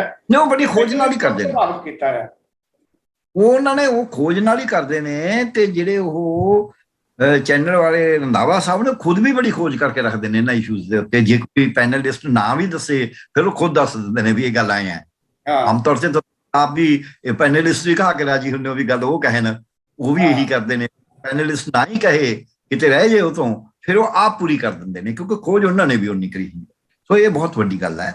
ਇਹ ਭਗਵੰਤ ਮਾਨ ਵਾਸਤੇ ਇੱਕ ਕਿਸਮ ਦਾ ਸਪੋਰਟ ਵੀ ਹੈ ਵੀ ਜੇ ਭਗਵੰਤ ਮਾਨ ਨੇ ਗਲਤ ਸਟੇਟਮੈਂਟ ਨਹੀਂ ਦਿੱਤੀ, ਉਹਨੇ ਤਾਂ ਸਿਰਫ ਇੰਨਾ ਹੀ ਕਿਹਾ ਨਾ, ਭਗਵੰਤ ਮਾਨ ਨੂੰ ਸਪੋਰਟ ਵੀ ਕੀਤੀ, ਫਸਾ ਵੀ ਲਿਆ ਆ। ਨਹੀਂ, ਦੋਨੇ ਗੱਲਾਂ ਨੇ। ਮੈਂ ਸਪੋਰਟ ਨਹੀਂ ਕਰਦਾ, ਨੇ ਤੱਥ ਨਹੀਂ ਦੱਸੇ, ਅਸੀਂ ਤੁਹਾਨੂੰ ਦੱਸ ਦਿੱਤੇ ਆ। ਮੈਂ ਸਪੋਰਟ ਕੀਤੀ ਨਹੀਂ ਕਹਿ ਰਿਹਾ, ਮੈਂ ਕਹਿੰਦਾ ਸਪੋਰਟ ਹੋ ਗਈ, ਸਪੋਰਟ ਹੋ ਕੇ, ਕਿਉਂਕਿ ਤੱਥ ਨੇ। ਸੋ ਭਗਵੰਤ ਮਾਨ ਨੇ ਵੀ ਤਾਂ ਇਹੀ ਕਿਹਾ ਨਾ ਵੀ ਜੰਗਲਾਤ ਦੀ ਜ਼ਮੀਨ ਸੀ, ਇੱਥੇ ਉਸਾਰੀਆਂ ਦੀ ਇਜਾਜ਼ਤ ਨਹੀਂ ਸੀ, ਤੇ ਇਹਨਾਂ ਨੇ ਆਪਦੇ ਮੰਤਰੀ ਪਰਿਸ਼ਦ ਕੈਬਨਿਟ 'ਚ ਪਾਸ ਕਰ ਲਿਆ ਵੀ ਉਸਾਰੀਆਂ ਕਰੀਆਂ ਜਾ ਸਕਦੀਆਂ ਨੇ। ਜਦੋਂ ਸੁੱਖ ਵਿਲਾਸ ਪੂਰਾ ਹੋ ਗਿਆ ਉਦੋਂ ਫਿਰ ਪਾਸ ਕਰਤਾ ਵੀ ਹੁਣ ਨਹੀਂ ਕਰੀਆਂ ਜਾ ਸਕਦੀਆਂ। ਇਹ ਆਪਣੇ ਆਪ 'ਚ ਹੀ ਬੇਈਮਾਨੀ ਦੀ ਨਿਸ਼ਾਨੀ ਹੁੰਦੀ ਹੈ, ਆਪਣੇ ਆਪ 'ਚ ਹੀ ਗੈਰ ਕਾਨੂੰਨੀ ਨਿਸ਼ਾਨੀ ਹੁੰਦੀ ਹੈ। ਜਿਹੜਾ ਸੁਖਬੀਰ ਬਾਦਲ ਜੀ ਦਾ ਇਹ ਕਹਿਣਾ ਹੈ ਵੀ ਕਰਕੇ ਦਿਖਾਓ, ਇਹ ਮੈਨੂੰ ਲੱਗਦਾ ਹੈ ਇਹ ਤਾਂ ਇਹੀ ਹੈ ਨਾ, ਜੇ ਤਾਂ ਕਹਿਣ ਵੀ ਕਾਨੂੰਨ ਮੁਤਾਬਕ ਕਰ ਲਓ ਜਿਹੜਾ ਕੁਛ ਕਰਨਾ ਹੈ, ਇਹ ਜ਼ਿਆਦਾ ਠੀਕ ਹੁੰਦਾ। ਪੁਰਾਣਾ ਸਿਆਸਤਦਾਨ ਇਹੀ ਕਹਿੰਦਾ ਸੀ, ਸਿਆਸਤਦਾਨ ਤਾਂ ਤੁੰਡੇ ਤੇ ਲੱਗਿਆ ਹੋਇਆ ਹੈ, ਕਿਉਂਕਿ ਬਾਦਲ ਸਾਹਿਬ, ਸੁਖਬੀਰ ਬਾਦਲ ਜੀ ਤਾਂ ਇਹ ਵੀ ਕਹਿੰਦੇ ਸੀ ਵੀ ਸਾਡਾ ਤਾਂ ਹੁਣ 50 ਸਾਲ ਦਾ ਪੱਕਾ ਰਾਜ ਹੈ। ਇੱਕੋ ਗੱਲ ਸੁਖਬੀਰ ਬਾਦਲ ਜੀ ਦੀ ਸੱਚੀ ਮੈਂ ਦੇਖੀ ਹੈ, ਉਹ ਜਦ ਕਾਂਗਰਸ ਦੀ ਸਰਕਾਰ ਆਈ ਸੀ ਉਹ ਕਹਿੰਦੇ ਆਪਾਂ ਤਾਂ ਇਹਨੂੰ ਲੀਜ਼ ਤੇ ਦਿੱਤੀ ਹੋਈ ਹੈ, ਰਾਜ ਤਾਂ ਆਪਣਾ ਹੀ ਹੈ। ਉਹ ਜ਼ਰੂਰ ਮੈਨੂੰ ਉਦੋਂ ਵੀ ਇਹ ਤਾਂ ਗੱਲ ਸੱਚੀ ਨਿਕਲੀ ਹੈ, ਕਿਉਂਕਿ ਬੇਅਦਬੀ ਤੇ ਹੋਰ ਤੇ ਜਿਹੜੇ ਮਰਜ਼ੀ ਇਸ਼ੂ ਆਏ, ਜੋ ਅਕਾਲੀ ਦਲ ਦਾ ਹੁੰਦਾ ਉਹ ਜਿਹੀ ਕੰਮ ਪੂਰਾ ਹੋ ਜਾਂਦਾ ਹੈ। ਆਹ ਵਾਲੇ ਮਾਮਲੇ ਤੇ ਜੋ ਮਰਜ਼ੀ ਦੇਖ ਲਓ ਤੁਸੀਂ, ਸੋ ਉਹ ਤਾਂ ਮੈਨੂੰ ਉਹਨਾਂ ਦੀ ਗੱਲ ਠੀਕ ਲੱਗੀ ਆ ਵੀ ਉਹਨਾਂ ਨੇ ਇਹ ਗੱਲ ਕਹੀ ਸੀ। ਬਾਕੀ ਕਈ ਗੱਲਾਂ ਟਰੱਕ ਭਰ ਕੇ ਨੋਟਾਂ ਦੇ ਆ ਜਾਣਗੇ। ਬਾਦਲ, ਸੁਖਬੀਰ ਬਾਦਲ ਜੀ ਨੇ ਤਾਂ ਇਹ ਵੀ ਕਿਹਾ ਸੀ ਵੀ ਸਾਡੀ ਸਰਕਾਰ ਬਣਾ ਦਿਓ, ਟਰੱਕ ਭਰ ਕੇ ਨੋਟਾਂ ਦੇ ਆਉਣਗੇ ਦਿੱਲੀ ਤੋਂ। ਉਹ ਟਰੱਕ ਛੱਡੋ, ਕੋਈ ਟਾਂਗਾ ਭਰ ਕੇ ਵੀ ਨਹੀਂ ਆਇਆ, ਗੱਡਾ ਭਰ ਕੇ, ਰੇੜੀ ਭਰ ਕੇ, ਟਰੱਕ ਦੀ ਤਾਂ ਗੱਲ ਹੀ ਬੋਰੀ ਵੀ ਨਹੀਂ ਆਈ। ਸੋ ਇਸ ਕਰਕੇ ਉਹਨਾਂ ਦਾ ਇਹੋ ਜਿਹੀ ਗੱਲ, ਉਹ ਬੜੀ ਵੱਡੀ ਗੱਲ ਹਮੇਸ਼ਾ ਹੀ ਕਹਿ ਕੇ ਰਾਜੀ ਨੇ, ਕਿਉਂਕਿ ਉਹ ਪੰਜਾਬ ਦੇ ਜਿਹੜੀ ਹੈਗੀ ਆ ਉਹ ਮੈਨੇਜਮੈਂਟ ਦੇ ਵਿੱਚ ਚੋਣ ਜ਼ਿਆਦਾ ਲੜ ਕੇ ਰਾਜੀ। ਕਾਰਵਾਈ ਹੋਵੇਗੀ ਸੁਖ ਵਿਲਾਸ ਦੇ ਉੱਪਰ ਲੱਗਦਾ? ਕਾਰਵਾਈ ਕਿਉਂ ਨਹੀਂ ਹੋ ਸਕਦੀ? ਕਾਰਵਾਈ ਦੇ ਵਿੱਚ ਉਹ ਜਿਹੜਾ ਇਹ ਆ ਵੀ ਇਹ ਸਿਆਸਤਦਾਨਾਂ ਨੂੰ ਵੀ, ਉਸ ਦੇ ਅਮਰਿੰਦਰ ਸਿੰਘ ਨੂੰ ਵੀ ਹਿੰਟ ਵੀ ਆ ਰਹੇ ਨੇ ਕਿ ਮੀਡੀਆ ਨੂੰ ਦੇਖਦੇ ਆ ਧਿਆਨ ਨਾਲ। ਤੇ ਦੂਜੀ ਗੱਲ ਅਫਸਰ ਸ਼ਾਹ ਨੇ ਵੀ, ਜਿਹੜੇ ਕਿਉਂਕਿ ਬਹੁਤ ਸਾਰੇ ਅਫਸਰ ਸ਼ਾਹ ਨੇ ਵੀ ਜ਼ਮੀਨਾਂ ਵਾਲੇ ਇਦਾਂ ਇਲੀਗਲ ਲਈ ਹੋਈ ਹੈ। ਸੋ ਉਹਦਾ ਸਾਰਾ ਛਾਣਬੀਨ ਕਰਕੇ, ਪਰ ਇਹੋ ਜਿਹੇ ਜਿਹੜੇ ਕੇਸ ਹੁੰਦੇ ਨੇ ਇਹਨਾਂ ਨੂੰ ਤਲਵਾਰ ਤੇ ਮੁੱਕੀ ਮਾਰਨ ਵਾਲਾ ਕੰਮ ਨਹੀਂ ਕਰੀਦਾ। ਕੈਪਟਨ ਅਮਰਿੰਦਰ ਸਿੰਘ ਉਹਨਾਂ ਦੇ ਬਾਰੇ ਕਿਉਂ ਨਹੀਂ ਛਾਣਬੀਨ ਕੀਤੀ? ਉਹਨਾਂ ਬਾਰੇ ਭਗਵੰਤ ਮਾਨ ਹੋਣੀ ਬਿਲਕੁਲ ਚੁੱਪ ਨੇ। ਪੂਰੀ ਛਾਣਬੀਨ ਕਰਕੇ ਪੁਖਤਾ ਕੇਸ ਬਣਾਉਣੇ ਹੁੰਦੇ ਨੇ। ਮੈਂ ਆਪ ਸਰਕਾਰੀ ਅਧਿਕਾਰੀ ਰਿਹਾ, ਜਦ ਅਸੀਂ ਪੁਖਤਾ ਛਾਣਬੀਨ ਕਰਕੇ ਕੇਸ ਬਣਾ ਲਏ, ਜਿੱਡਾ ਮਰਜ਼ੀ ਤਕੜਾ ਬੰਦਾ ਉਹ ਹਾਰਿਆ ਕੇਸ, ਮੁਕੱਦਮੇ ਪਾਏ ਨੇ ਲੋਕਾਂ ਨੇ। ਮੀਡੀਆ 'ਚ ਵੀ ਪ੍ਰਚਾਰ ਸਾਡੇ ਖਿਲਾਫ, ਸ਼ਿਕਾਇਤਾਂ ਵੀ, ਬੜਾ ਕੁਝ ਕਰਨਾ, ਪਰ ਅਸੀਂ ਕੋਰਟ 'ਚ ਹਮੇਸ਼ਾ ਸਿੱਧੇ ਐ ਜਿੱਤ ਕੇ ਆਉਂਦੇ ਸੀ। ਕਿਉਂ? ਪੂਰੀ ਛਾਣਬੀਨ ਤੋਂ ਬਗੈਰ ਕਰਦੇ ਹੀ ਨਹੀਂ ਸੀ। ਇਸ ਗੱਲ ਤੇ ਕਰਨਾ ਹੀ ਨਹੀਂ ਨਾ ਵੀ ਇਹ ਵਿਰੋਧੀ ਹੈ ਜੀ, ਇਸ ਕਰਕੇ ਇਹਦੇ ਤੇ ਕਰ ਦੋ, ਆ ਸਾਡਾ ਹੱਕ ਹੈ, ਇਹਦੇ ਹੱਕ 'ਚ ਕਰ ਦੋ ਨਾ। ਕਾਨੂੰਨ ਨਾਲ ਕੰਮ ਕਰਨਾ, ਕਾਨੂੰਨ ਨਾਲ, ਉਹ ਵੀ ਪੂਰਾ ਸੋਚ ਵਿਚਾਰ ਕੇ ਕਰਨਾ। ਐ ਨਹੀਂ ਵੀ ਉਹੀ ਚੱਲ ਬਾਬੂ ਨੇ ਲਿਖਤਾ ਤੁਸੀਂ ਵੀ ਦਸਤਖਤ ਕਰਤੇ। ਦਸਤਖਤ ਕਰਨ ਵਾਲੀ ਮੋਹਰ ਜਦ, ਜੇ ਤਾਂ ਭਗਵੰਤ ਮਾਨ ਜੀ ਦਸਤਖਤ ਕਰਨ ਵਾਲੀ ਮੋਹਰ ਵਾਲਾ ਹਿਸਾਬ ਕਰਨਗੇ ਫਿਰ ਕੇਸ ਹਾਰਨਗੇ ਕੋਰਟ 'ਚ। ਜੇ ਇਹ ਗੱਲ ਤੇ ਲੱਗੇ ਰਹੇ ਵੀ ਐ ਨਹੀਂ ਛਾਣਬੀਨ ਨਾਲ ਕਰਨਾ, ਕਿਉਂਕਿ ਉਹ ਮੈਨੂੰ ਤਾਂ ਇਹ ਵੀ ਛਾਣਬੀਨ ਕਰ ਲੈਣਗੇ। ਜਿਹੜਾ ਕੇਸ ਸੁਮੇਧ ਸੈਣੀ ਵਾਲਾ ਹੈ ਉਹਦੇ ਉੱਤੇ ਜਦ ਐਕਸ਼ਨ ਲਿਆ ਤੇ ਫਿਰ ਕੁਛ ਤਾਂ ਐਕਸ਼ਨ ਹੋਇਆ ਹੀ ਨਾ। ਕਿ ਜਿਹੜਾ ਬੇਅਦਬੀ ਵਾਲਾ ਸੀ ਉਹਦੇ ਵੀ ਮਾੜਾ ਮੋਟਾ ਚਾਹੇ ਥੋੜਾ ਹੋਇਆ। ਸੋ ਇਸ ਕਰਕੇ ਜਦ ਤੁਸੀਂ ਐਕਸ਼ਨ ਲੈਣਾ ਸ਼ੁਰੂ ਕਰਦੇ ਹੋ ਉਦੋਂ ਛਾਣਬੀਨ ਕਰਕੇ ਕਰੇ ਨੇ, ਨਹੀਂ ਤਾਂ ਪਹਿਲੀ ਸਰਕਾਰ ਲੈ ਸਕਦੀ ਸੀ, ਉਹਨੇ ਕਿਉਂ ਨਹੀਂ ਲਿਆ? ਉਹੀ ਰਿਪੋਰਟ ਸਿੱਟੀ ਤਾਂ ਉਦੋਂ ਵੀ ਉਦਾਂ ਹੀ ਸੀ। ਸੋ ਇਸ ਕਰਕੇ ਮੈਨੂੰ ਇਹ ਲੱਗਦਾ ਵੀ ਕੁਛ ਨਾ ਕੁਛ ਤਾਂ ਕਰਨਗੇ, ਪਰ ਉਹਦੇ ਵਿੱਚ ਚੁਣੌਤੀਆਂ ਨੂੰ ਇਹ ਵੀ ਚੰਗਾ ਕਰੇ ਭਗਵੰਤ ਮਾਨ ਨੇ ਵੀ ਚੰਗਾ, ਫਿਰ ਸੁਖਬੀਰ ਬਾਦਲ ਨੇ ਦਿੱਤੀ ਮੈਂ ਐਂ ਕਰ ਦੂੰਗਾ। ਨਹੀਂ ਤਾਂ ਆਮ ਤੌਰ ਤੇ ਭਗਵੰਤ ਮਾਨ ਵੀ ਏਦਾਂ ਦੀ ਗੱਲ ਕਹਿ ਦਿੰਦੇ ਨੇ ਕਿ ਨਹੀਂ, ਇਹ ਕਹਿਣਾ ਵੀ ਨਹੀਂ ਚਾਹੀਦਾ। ਸੁਖਬੀਰ ਬਾਦਲ ਨੇ ਕਹਿਤਾ ਵੀ ਮੈਂ ਕੋਈ ਨਹੀਂ, ਮੇਰੇ ਤੇ ਐਕਸ਼ਨ ਲੈ ਕੇ ਦਿਖਾਓ। ਇਹ ਕਹਿਣ ਦੀ ਕੀ ਲੋੜ ਆ? ਬਹੁਤ ਕੁਝ ਲੋਕ ਕਹਿੰਦੇ ਹੁੰਦੇ ਨੇ, ਸਾਨੂੰ ਬਥੇਰੇ ਕਹਿੰਦੇ ਸੀ। ਸਾਨੂੰ ਇੱਕ ਬੰਦਾ ਕਹਿੰਦਾ, ਕਿਉਂਕਿ ਮੈਨੇਜਮੈਂਟ ਨਾਲ ਰਲਿਆ ਹੋਇਆ ਸੀ, ਜਦ ਤੁਸੀਂ ਉਤਲਾ ਆਕੇ ਨਾਲ ਰਲੇ ਹੋਏ ਹੋ, ਜਿਹੜਾ ਥੋੜੀ ਸੰਘੀ ਨੱਪ ਸਕਦਾ ਹੈ, ਜਿਹੜਾ ਤੁਹਾਡੇ ਤੇ ਐਕਸ਼ਨ ਲੈਂਦਾ ਉਹਦੀ ਸੰਘੀ ਨੱਪ ਸਕਦਾ ਹੈ, ਤੇ ਫੇਰ ਤਾਂ ਤੁਸੀਂ ਹੰਕਾਰ 'ਚ ਹੁੰਨੀ ਹੋ ਨਾ। ਤੇ ਉਹਨੇ ਕਿਹਾ ਮੇਰੇ ਨਾਲ ਵਾਪਰੀ ਹੋਈ ਹੈ। ਇੱਕ ਛੋਟਾ ਜਿਹਾ ਕਰਮਚਾਰੀ ਮੈਨੂੰ ਆ ਕੇ ਕਹਿੰਦਾ ਹੈ ਮੇਰੇ ਨਾਲ ਪੰਗਾ ਲੈਣ ਵਾਲਾ ਬਚਦਾ ਨਹੀਂ ਹੁੰਦਾ, ਕਿਉਂਕਿ ਮੈਨੇਜਮੈਂਟ ਦਾ ਗੁਰਦਾ ਸੀ। ਮੈਂ ਕਿਹਾ ਕੋਈ ਗੱਲ ਨਹੀਂ, ਫਿਰ ਮੈਂ ਦੇਖਿਆ ਨਹੀਂ, ਤੂੰ ਕਹਿੰਦਾ ਮੇਰੇ ਨਾਲ ਬਚਦਾ ਨਹੀਂ ਹੁੰਦਾ, ਮੈਂ ਕਹਿੰਦਾ ਮੈਂ ਪੰਗਾ ਨਹੀਂ ਲੈਂਦਾ, ਪਰ ਮੈਂ ਕਾਰਵਾਈ ਕਰਨੋਂ ਹਟਦਾ ਨਹੀਂ। ਬਾਜੀ ਲੱਗ ਜੇ ਉਹਨੂੰ ਅਸੀਂ ਸਸਪੈਂਡ ਕਰ, ਮਤਲਬ ਹੈ ਕਿ ਹੌਲੀ ਹੌਲੀ ਸਭ ਸਾਰੇ ਜੀਵਨ 'ਚ ਇੱਕ ਬੰਦਾ ਸਸਪੈਂਡਡ ਰੱਖਿਆ, ਕਿਸੇ ਤੇ ਕਾਰਵਾਈ, ਇੱਕ ਪੀਐਮ ਸਸਪੈਂਡ ਕਰ ਸੀ, ਉਹਦੀ ਘੰਟੇ ਬਾਅਦ ਉਹਨੂੰ ਕੁਝ ਘੰਟੇ ਬਾਅਦ ਹੀ ਕਰਤਾ ਸੀ। ਇੱਕ ਬੰਦਾ ਸਸਪੈਂਡ ਕਰਿਆ, 1.5 ਸਾਲ ਉਹ ਸਸਪੈਂਡ ਰਿਹਾ। ਨਵੇਂ ਵਾਈਸ ਚਾਂਸਲਰ ਨੇ ਵੀ 6 ਮਹੀਨਿਆਂ ਨੂੰ ਬਹਾਲ ਨਹੀਂ ਕਰ ਸਕਿਆ ਸੀ। ਮਤਲਬ ਹਾਈ ਕੋਰਟ 'ਚ ਭਗਵੰਤ ਮਾਨ ਦੀ ਸਰਕਾਰ 'ਚ ਸਭ ਫੜੇ ਜਾਣਗੇ, ਭਾਵੇਂ ਕੈਪਟਨ ਅਮਰਿੰਦਰ ਹੋਵੇ। ਮੈਂ ਕਹਿੰਦਾ ਜ਼ਰੂਰ, ਤੁਹਾਨੂੰ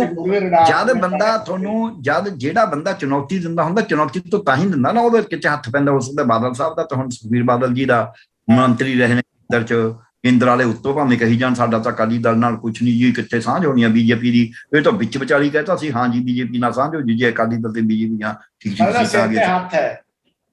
ਸੋ ਇਸ ਕਰਕੇ ਉਤਲਾ ਸਿਰ ਤੇ ਹੱਥ ਹੋਣ ਕਰਕੇ ਉਹ ਕੁਝ ਵੀ ਕਹਿ ਸਕਦੇ ਨੇ, ਪਰ ਜ਼ਰੂਰੀ ਨਹੀਂ ਹੁੰਦਾ ਵੀ ਉਤਲਾ ਹੱਥ ਹਮੇਸ਼ਾ ਤੁਹਾਡੀ ਮਦਦ ਕਰਦੇ, ਕਦੇ ਕਰਦਾ ਵੀ ਹੈ।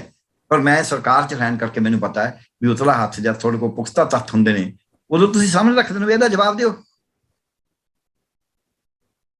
ਆਹ ਲਿਖਿਆ ਅਸੀਂ ਐਡਾ ਚਿੱਠਾ, ਉਹਦਾ 400 ਪੇਜ ਦੀ ਕਿਤਾਬ ਬਣਾ ਕੇ ਰੱਖਤੀ, ਜਿਨ੍ਹਾਂ ਦਾ ਗੁਰਗੇ ਸੀ ਵੀ ਲਿਆਓ ਦੱਸ ਦੋ ਵੀ ਆਹ ਕੁਛ ਕਰਿਆ ਹੋਇਆ।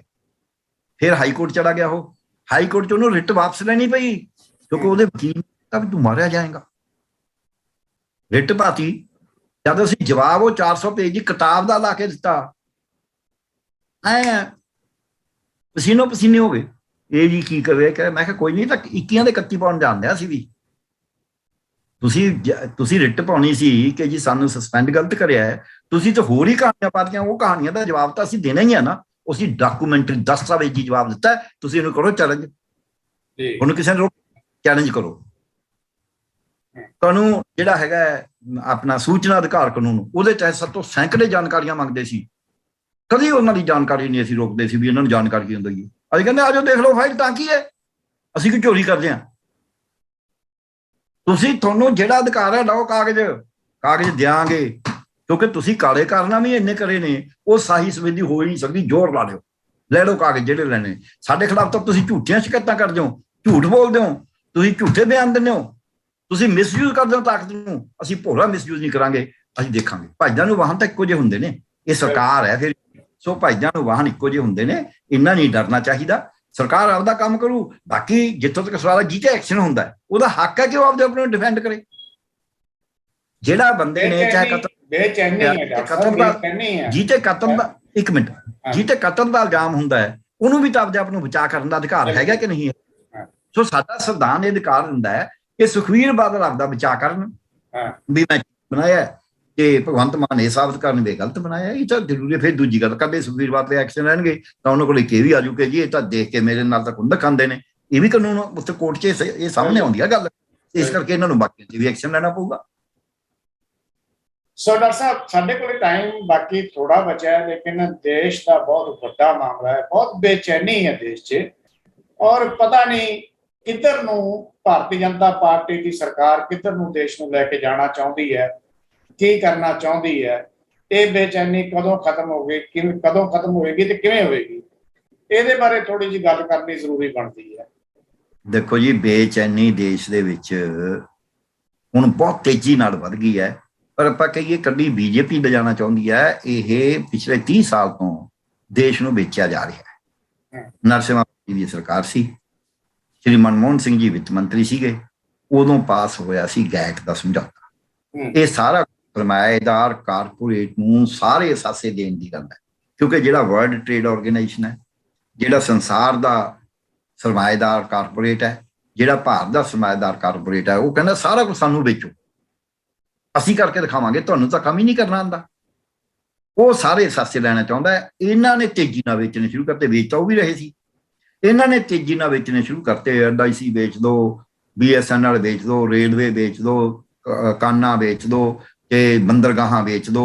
ਤੁਸੀਂ ਜਿਹੜਾ ਹੈਗਾ ਆਪਣਾ ਟੈਂਕ ਜਿਹੜੀ ਰਿਪੇਅਰ ਹੈ ਆਰਮੀ ਦੇ ਆਰਮਰ ਦੀ, ਉਹ ਵੀ ਤੁਸੀਂ ਆਊਟਸੋਰਸ ਕਰ ਦਿਓ। FDI ਅਲਾਓ ਕਰ ਦਿਓ ਆਰਮੀ ਦੇ ਵਿੱਚ। ਆਰਮੀ ਦੇ ਸਾਜੋ ਸਮਾਨ 'ਚ ਜਿਹੜੀਆਂ ਫੈਕਟਰੀਆਂ ਨੇ, ਆਰਡੀਨੈਂਸ ਫੈਕਟਰੀਆਂ ਉਹਨਾਂ ਦੀਆਂ ਹੁੰਦੀਆਂ ਸੀ, ਉਹਦੇ ਵਿੱਚੋਂ ਕੁਛ ਜਿਹੜੀ ਸਾਜੋ ਸਮਾਨ ਕੋਈ ਹੋਰ ਫੈਕਟਰੀਆਂ ਤਿਆਰ ਕਰਦੀਆਂ, ਉਹਦੇ 'ਚ FDI ਅਲਾਓ ਕਰ ਦਿਓ। 50% ਤੋਂ ਵੱਧ ਵੀ ਅਲਾਓ ਕਰ ਦਿਓ। ਰਿਟੇਲ 'ਚ FDI ਅਲਾਓ ਕਰ ਦਿਓ। ਇਹ ਸਾਰਾ ਕੁਝ ਸਰਮਾਏਦਾਰਾਂ ਦੇ ਹੱਕ 'ਚ ਜਾਂਦਾ ਹੈ। ਸਰਮਾਏਦਾਰੇ ਕੋਲੇ ਸਾਰੀ ਦੌਲਤ ਇਕੱਠੀ ਕਰਨ ਦੀ ਗੱਲ ਹੈ, ਜਿਹਦੇ ਨਾਲ ਜਿਹੜੀ ਹੈ 1 ਲੱਖ ਬੇਰੁਜ਼ਗਾਰੀ ਪੈਦਾ ਹੁੰਦੀ ਹੈ। ਲੋਕਾਂ ਦਾ ਖੁਦ ਰੁਜ਼ਗਾਰ, ਜਿਹੜੇ ਆਪਦੇ ਖੁਦ ਰੁਜ਼ਗਾਰ ਬਰਸਰਾ ਹੁੰਦੇ ਨੇ, ਉਹ ਉਹਨਾਂ ਦਾ ਰੁਜ਼ਗਾਰ ਖੁੱਸ ਜਾਂਦਾ ਹੈ। ਕਿੰਨੀਆਂ ਦੁਕਾਨਾਂ ਬੰਦ ਹੋਈਆਂ ਇਹਦੇ ਵਿੱਚ ਕਰੋਨਾ ਦੇ ਵਿੱਚ।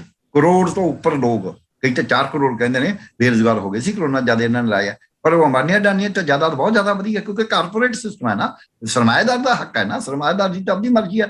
6 ਰੁਪਏ ਕਿਲੋ ਸੇਬ ਲੈ ਕੇ 7 ਰੁਪਏ ਕਿਲੋ ਲੈ ਕੇ 13-14 ਰੁਪਏ ਕਿਲੋ ਵੇਚਤਾ ਇਹ ਅਡਾਨੀ ਨੇ। ਅੱਛੇ ਸ਼ਿਮਲੇ ਇਹਦਾ ਸਾਇਲੋ ਹੈ, ਉਹ ਤਾਂ ਬਸ ਗੀਟ ਦੇ ਵਿੱਚ ਉਹਨਾਂ ਨੂੰ ਆਉਂਦੀ ਦੁੱਗਣੇ ਹੋ ਗਏ। ਸੋ ਇਸ ਕਰਕੇ ਤੁਸੀਂ ਜਦੋਂ ਉਹਨਾਂ ਦੇ ਹੱਕ 'ਚ ਸਾਰਾ ਕੁਝ ਦਿਓਗੇ ਤੇ ਫਿਰ ਬੇਰੁਜ਼ਗਾਰੀ ਪੈਦਾ ਹੋਏਗੀ, ਪਰਿਆਵਰਨ ਵੀ ਖਰਾਬ ਹੋਏਗਾ, ਤੁਸੀਂ ਫਿਰ ਲੋਕਾਂ 'ਤੇ ਡੰਡਾ ਵੀ ਫੇਰੋਗੇ, ਫਿਰ ਲੋਕ ਬੇਚੈਨ ਹੋਣਗੇ ਤਾਂ ਤੁਸੀਂ ਉਹਨਾਂ ਨੂੰ ਹੋਰ ਜ਼ਿਆਦਾ ਕੁੱਟੋਗੇ, ਤੁਸੀਂ ਲੋਕਾਂ ਨੂੰ ਨਸ਼ਿਆਂ 'ਚ ਵੀ ਲਾਓਗੇ, ਤੁਸੀਂ ਲੋਕਾਂ ਨੂੰ ਹਥਿਆਰ ਵੀ ਫੜਾਓਗੇ, ਤੁਸੀਂ ਗੈਂਗਸਟਰ ਵੀ ਬਣਾਓਗੇ, ਤੁਸੀਂ ਤੋੜ ਭੰਨ ਦੀਆਂ ਕਾਰਵਾਈਆਂ ਵੀ ਜਿਹੜੇ ਵਿਰੋਧ ਕਰਨ ਵਾਲੇ ਨੇ ਉਹਨਾਂ ਦੇ ਅੰਦਰ ਆਪਦੇ ਤੋੜ ਭੰਨ ਵਾਲੇ ਅੰਤਰ ਵੀ ਵਾੜੋਗੇ, ਕਿਉਂਕਿ ਤੁਹਾਡੇ ਕੋਲ ਤਰੀਕਾ ਤਾਂ ਹੈ ਨਹੀਂ ਉਹਨਾਂ ਨੂੰ ਕੰਟਰੋਲ ਕਰਨ ਦਾ। ਉਹਨਾਂ ਨੂੰ ਕੰਟਰੋਲ ਕਰਨ ਦਾ ਅਸਲੀ ਤਰੀਕਾ ਤਾਂ ਹੈ ਕਿ ਉਹਨਾਂ ਦੀ ਸਮੱਸਿਆ ਸੁਣੀ ਜਾਵੇ ਤੇ ਹੱਲ ਕਰੀ ਜਾਵੇ ਕਾਨੂੰਨ ਦੇ ਦਾਇਰੇ 'ਚ ਰਹਿੰਦੇ ਹੋਏ। ਉਹ ਤੁਸੀਂ ਕਰਨਾ ਨਹੀਂ ਚਾਹੁੰਦੇ, ਫਿਰ ਤੁਸੀਂ ਡੰਡਾ ਹੀ ਫੇਰੋਗੇ। ਇਸ ਕਰਕੇ ਇਹ ਡੰਡਾ ਫੇਰਦੇ ਨੇ, ਤੇ ਉਹ ਡੰਡਾ ਫੇਰਨ ਦੇ ਵਿੱਚ ਮਿਨੋਰਟੀਜ਼ ਦੇ ਉੱਤੇ ਹੋਰ ਜ਼ਿਆਦਾ ਫੇਰਦੇ ਨੇ। ਆਪ ਬੁਲਡੋਜ਼ਰ ਫੇਰਨਾ ਇਹ ਤਾਂ ਇਹੀ ਹੁੰਦਾ ਵੀ ਤੁਹਾਡਾ ਖੁਰਾਖੋਜ ਮਿਟਾਵਾਂਗੇ, ਖੁਰਾਖੋਜ ਮਿਟਾ ਰਹੇ ਨੇ, ਇਹੀ ਕੁਛ ਇਹ ਸਿਖਾ ਰਹੇ ਨੇ। ਉਸ ਦੇ ਵਿੱਚੋਂ ਜਿਹੜਾ ਬੰਦਾ ਵਿਰੋਧ ਕਰਨ ਵਾਲਾ ਉਹ ਵੀ ਫਿਰ ਉਹੀ ਖੁਰਾਖੋਜ ਮਿਟਾਉਣ ਤੇ ਤੁਰ ਪੈਂਦਾ। ਸੋ ਇਸ ਕਰਕੇ ਬੇਚੈਨੀ ਇਸ ਕਰਕੇ ਹੈ ਕਿ ਜਿਹੜਾ ਵਿਕਾਸ ਦਾ ਮਾਡਲ ਇਹਨਾਂ ਨੇ ਬਣਾਇਆ ਹੋਇਆ, ਜਿਹਦੇ ਤੇਜ਼ੀ ਨਾਲ ਚੱਲ ਰਹੇ ਨੇ, ਜਿਹਦੇ ਸਾਰੇ ਸਾਸੇ ਜਿਹੜੇ ਸਰਮਾਏਦਾਰ ਨੂੰ ਦੇਣ ਦੀ ਗੱਲ ਹੈ, ਜਿੱਥੇ ਉਤਪਾਦਨ ਜਿਹੜਾ ਹੁੰਦਾ ਹੈ ਉਹ ਕੇਵਲ ਮੁਨਾਫੇ ਵਾਸਤੇ ਹੁੰਦਾ, ਲੋੜ ਵਾਸਤੇ ਨਹੀਂ ਹੁੰਦਾ। ਜੇ ਜ਼ਹਿਰ ਵੇਚ ਕੇ ਉਸਨੂੰ ਫਾਇਦਾ ਹੋਵੇ ਉਹ ਜ਼ਹਿਰ ਵੇਚੇਗਾ, ਇਸ ਕਰਕੇ ਉਹ ਨਹੀਂ ਵੇਚੇਗਾ। ਜੇ ਭੋਜਨ ਨੂੰ ਸਮੁੰਦਰ 'ਚ ਸੁੱਟ ਕੇ ਉਹਨੂੰ ਮੁਨਾਫਾ ਹੁੰਦਾ ਹੈ ਵੀ ਭਾਅ ਵੱਧ ਜਾਣਗੇ, ਸਮੁੰਦਰ ਸੁੱਟਦੀ ਉਹ ਸਮੁੰਦਰ ਸੁੱਟੇਗਾ। ਜੇ ਅੱਗ ਲਾ ਕੇ ਉਹਨੂੰ ਮੁਨਾਫਾ ਹੁੰਦਾ ਉਹ ਅੱਗ ਲਾਏਗਾ ਭੋਜਨ ਨੂੰ, ਲੋਕਾਂ ਨੂੰ ਭੁੱਖਾ ਮਾਰੇਗਾ। ਸੋ ਇਸ ਕਰਕੇ ਇਹ ਗੱਲ, ਔਰ ਇਹ ਗੱਲ ਕੋਈ ਇਹਨਾਂ ਦੀ ਇਕੱਲੇ ਤਾਂ ਕਰ ਨਹੀਂ ਰਹੇ। ਮਨਮੋਹਨ ਸਿੰਘ ਦੀ ਸਰਕਾਰ ਨੇ ਜਵਾਬ ਫਾਈਲ ਕਰਿਆ ਸੀ ਸੁਪਰੀਮ ਕੋਰਟ 'ਚ, ਜਾਂ ਸੁਪਰੀਮ ਕੋਰਟ ਨੇ ਕਿਹਾ ਸੀ ਲੋਕ ਭੁੱਖੇ ਮਰ ਰਹੇ ਨੇ, ਤੁਹਾਡੇ ਗੋਦਾਮਾਂ 'ਚ ਇੰਨਾ ਅਨਾਜ ਪਿਆ, ਇਹ ਦੇ ਦਿਓ। ਸਰਕਾਰ ਨੇ ਫਾਈਲ ਕਰ ਸੀ ਵੀ ਇਹ ਅਨਾਜ ਅਸੀਂ ਆਏ ਨਹੀਂ ਦੇ ਸਕਦੇ, ਹਾਲਾਂਕਿ ਅਨਾਜ ਬਣਨਾ ਡਿਊਟੀ। ਸੋ ਇਸ ਕਰਕੇ ਆਪਾਂ ਐ ਨਾ ਸੋਚੀਏ ਵੀ ਇੱਕ ਪਾਰਟੀ ਜਾਂ ਦੂਜੀ ਪਾਰਟੀ। ਬੀਜੇਪੀ ਜ਼ਿਆਦਾ ਤੇਜ਼ੀ ਨਾਲ ਚੱਲਦੀ ਕਿਉਂਕਿ ਉਹਦਾ ਤਾਂ ਏਜੰਡਾ ਹੀ ਇਹ ਹੈ ਵੀ ਬੈਕਵਰਡ ਲੈ ਕੇ ਜਾਣਾ ਦੇਸ਼ ਨੂੰ, ਲੈ ਕੇ ਜਾਣਾ, ਵਿਗਿਆਨ ਦਾ ਪ੍ਰਚਾਰ ਨਾ ਰਹੇ, ਕਲਸ਼ ਯਾਤਰਾ ਕਰ ਲਓ, ਗੋਬਰ ਮੰਨ ਲਓ, ਗਊ ਮੂਤਰ ਪੀ ਲਓ, ਉਹਦੇ ਨਾਲ ਹੀ ਤੁਹਾਡਾ ਕਰੋਨਾ ਠੀਕ ਹੋ ਜਾਊਗਾ। ਕਿੰਨੇ ਕਰੋਨਾ ਠੀਕ ਹੋਏ ਨੇ ਉਹ ਤਾਂ ਆਪਾਂ ਨੂੰ ਪਤਾ ਹੀ ਹੈ। ਬਾਬਾ ਰਾਮਦੇਵ ਦਾ ਕਾੜਾ ਜ਼ਰੂਰ ਪਵਾਤਾ ਸਾਰੀ ਜਗ੍ਹਾ ਤੇ ਉਹ ਕਾਰ ਨੇ ਵੀ ਕਾੜਾ ਪਾ ਰੱਖਿਆ ਸੀ ਆਪਦੇ, ਉਸ 'ਚ ਕੋਈ ਉਹਦਾ ਸਾਇੰਟੀਫਿਕ ਪ੍ਰੂਫ ਨਹੀਂ ਹੈ। ਸੋ ਇਸ ਕਰਕੇ ਜਦ ਇਹ ਸਰਕਾਰ ਇਸ ਪਾਸੇ ਤੁਰੀ ਹੈ, ਇਹਦੇ ਨਾਲ ਬੇਚੈਨੀ ਹੋਣਾ। ਅਗਨੀਵੀਰ ਵਾਲਾ ਵੀ ਇਹੀ ਹੈ। ਸੋ ਜਦ ਤੁਸੀਂ ਫੈਸਲੇ ਪੁੱਠੇ ਲਾਓਗੇ, ਕਦੇ ਨੋਟਬੰਦੀ ਕਰਤੀ, ਕਦੇ ਲਾਤਾ, ਕਦੇ ਕਰੋਨਾ 'ਚ ਬੰਦ ਕਰਤਾ, ਕਦੇ ਤੁਸੀਂ ਲੋਕਾਂ ਦੇ ਉੱਤੇ UAPA ਲਾਤਾ, ਕਦੇ ਤੁਸੀਂ 50 ਕਿਲੋਮੀਟਰ ਤੱਕ ਆਰਮੀ ਉਹ ਭੇਜਤੀ, BSF ਭੇਜਤੀ, ਤੇ ਕਦੇ ਤੁਸੀਂ ਆਪਣਾ ਕਿਸਾਨਾਂ ਦੇ ਖਿਲਾਫ ਬਿੱਲ ਆਏ, ਕਦੇ ਤੁਸੀਂ ਮਜ਼ਦੂਰਾਂ ਦੇ ਖਿਲਾਫ ਬਿੱਲ ਆਏ, ਤੇ ਕਦੇ ਤੁਸੀਂ ਆਰਮੀ ਨੂੰ ਵੀ ਠੇਕੇ ਤੇ ਦੇਣਾ ਸ਼ੁਰੂ ਕਰਤਾ। ਸੋ ਇਹਦੇ 'ਚ ਬੇਚੈਨੀ ਤਾਂ ਹੋਣੀ ਹੈ। ਸੋ ਇਸ ਬੇਚੈਨੀ 'ਚ ਸਰਕਾਰ ਇੱਕ ਪਾਸੇ ਅੱਗ ਲਾ ਰਹੀ ਹੈ ਬੁਲਡੋਜ਼ਿੰਗ ਕਰਕੇ, ਡਾਂਗ ਫੇਰ ਕੇ, ਤੇ ਦੂਜੇ ਪਾਸੇ ਜਿਹੜੇ ਨੌਜਵਾਨ ਨੇ, ਕਿਉਂਕਿ ਉਹਨਾਂ ਨੂੰ ਸਿਖਾਇਆ ਹੀ ਇਹ ਕੁਛ ਗਿਆ ਹੈ ਕਿ ਕੋਈ ਗੱਲ ਨਹੀਂ, ਅੱਗ ਲਾ ਦੋ, ਤੋੜ ਦੋ। ਹਾਲਾਂਕਿ ਅੱਗ ਤੋੜ ਪਾਣਾ ਨਹੀਂ ਹੱਲ ਹੈਗਾ, ਨਾ ਹੀ ਇਹ ਕਰਨਾ ਚਾਹੀਦਾ। ਦੇਸ਼ ਦੀ ਸੰਪਤੀ ਹੈ ਇਹ। ਰੇਲ ਜੇ ਸੜਦੀ ਹੈ ਤਾਂ ਸਾਡੀ ਰੇਲ ਸੜਦੀ ਹੈ, ਮੋਦੀ ਦੀ ਰੇਲ ਨਹੀਂ ਸੜਦੀ ਇਹ, ਨਾ ਉਹ ਅਮਿਤ ਸ਼ਾਹ ਜੀ ਦੀ ਰੇਲ ਹੈ, ਨਾ ਉਹ ਆਪਣਾ ਰਾਜਨਾਥ, ਨੁਕਸਾਨ ਸਾਡਾ ਹੀ ਰੇਲ ਦੇਸ਼ ਦੀ ਹੈ। ਇਸ ਕਰਕੇ ਉਹਨੂੰ ਅੱਗ ਜਨੀ ਕਰਕੇ ਉਹ ਆਪਦੇ ਆਪ ਨੂੰ ਖਤਰਾ ਸਹੇੜ ਰਹੇ ਨੇ, ਕਿਉਂਕਿ ਉਹਨਾਂ ਨੂੰ ਡਾਂਗ ਫੇਰਨ ਦਾ ਮੌਕਾ ਮਿਲਦਾ ਹੈ। ਸਟੇਟ ਹਮੇਸ਼ਾ ਵੀ ਐਜੀਟੇਟਰ ਆ ਜਿਹੜਾ ਉਹ ਵਾਇਲੈਂਟ ਹੋ ਜੇ ਤਾਂ ਕਿ ਉਹਨੂੰ ਡਾਂਗ ਫੇਰਨ ਦਾ ਮੌਕਾ ਮਿਲ ਜੇ। ਬਿਲਕੁਲ ਮਾਹੌਲ ਇਸ ਤਰ੍ਹਾਂ ਦਾ ਚਾਹੁੰਦੇ। ਛੋਟੇ ਬੱਚਿਆਂ ਨੂੰ ਇਹ ਬੇਨਤੀ ਕਰਾਂਗਾ ਵੀ ਆਪਦਾ ਅੰਦੋਲਨ ਤਾਂ ਸਖਤ ਕਰਕੇ ਰੱਖੋ, ਪਰ ਆ ਅੱਗ ਜਨੀ ਤੋੜ ਭੰਨ ਤੋਂ ਇੱਕ ਸੇਧ ਦੇ ਰੂਪ 'ਚ ਚੱਲਣ ਦੀ ਲੋੜ ਹੈ, ਕਿ ਦਿਸ਼ਾ ਵਿੱਚ ਇਕੱਠੇ ਹੋ ਕੇ ਸਰਕਾਰ ਨੂੰ ਚੁਣੌਤੀ ਦਿਓ ਵੀ ਇਹ ਪੁੱਗਣਾ ਨਹੀਂ ਹੈ। ਜੀ ਡਾਕਟਰ ਸਾਹਿਬ। ਸੋ ਡਾਕਟਰ ਸਾਹਿਬ ਸਮਾਂ ਸਮਾਪਤ ਹੋ ਰਿਹਾ। ਬਹੁਤ ਬਹੁਤ ਸ਼ੁਕਰੀਆ ਡਾਕਟਰ ਸਾਹਿਬ। ਸ਼ੁਕਰੀਆ ਜੀ।